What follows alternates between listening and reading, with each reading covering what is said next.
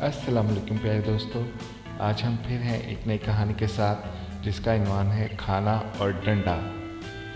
کسی گاؤں کے لوگ بہت زیادہ مہمان نواز تھے۔ ان کے گاؤں میں کوئی مہمان آ جائے تو بہت آؤ بھگت کیا کرتے تھے۔ ایک دفعہ ان کے گاؤں میں ایک مہمان آیا۔ گاؤں والوں نے اس کے آگے طرح طرح کے کھانے دسترخوان پر چن دیے، ساتھ ہی ایک بڑا سا ڈنڈا رکھ دیا۔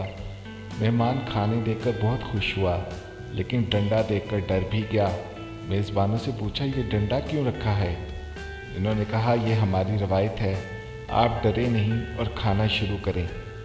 مہمان اڑ گیا، پہلے مجھے ڈنڈے کی حقیقت سے آگاہ کریں۔ میزبان لاکھ قسمیں کھائیں کہ اس سے آپ کو کوئی نقصان نہیں ہوگا، لیکن مہمان نے کھانا کھانے سے انکار کر دیا۔ دل ہی دل میں وہ ڈر رہا تھا کہ کھانا کھلانے کے بعد یہ لوگ میری درگت بنائیں گے۔ مہمان کا کھانا کھانے سے انکار سن کر پورے گاؤں میں کھلبلی مچ گئی۔ ایک بزرگ کو مہمان کے پاس لایا گیا کہ وہ ڈنڈے کی حقیقت بیان کرے۔ بزرگ ڈنڈا دیکھ کر غصے ہوئے اور کہا، اتنا لمبا ڈنڈا نہیں رکھتے، اسے 3 فٹ کم کرو۔ ڈنڈے کو فوراً 3 فٹ کم کیا گیا، لیکن مہمان اب بھی کھانے سے انکاری تھا۔ وجہ ڈنڈے کی لمبائی اب بھی 5 فٹ تھی۔ گاؤں والے بہت پریشان ہوئے۔ ایک اور بزرگ جن کی عمر 90 برس ہوگی، ان کو لایا گیا۔ وہ بھی ڈنڈے کی لمبائی دیکھ کر آگ بگولا ہوئے۔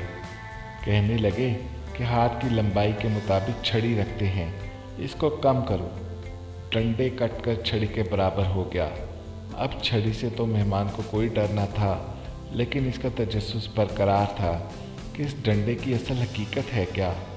آخر ایک بزرگ کو، جن کی بھویں اور پلکوں کے بال تک سفید تھے، ڈنڈا ڈولی کر کے لایا گیا۔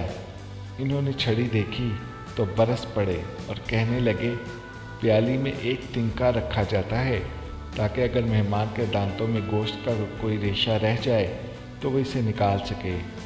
ڈنڈے کی حقیقت جان کر مہمان نے سکون کا سانس لیا، پیٹ بھر کر کھانا کھایا اور گاؤں والوں کا شکریہ ادا کر کے اپنا راستہ لیا۔ تو پیارے دوستو، کیسی لگی آپ کو کہانی؟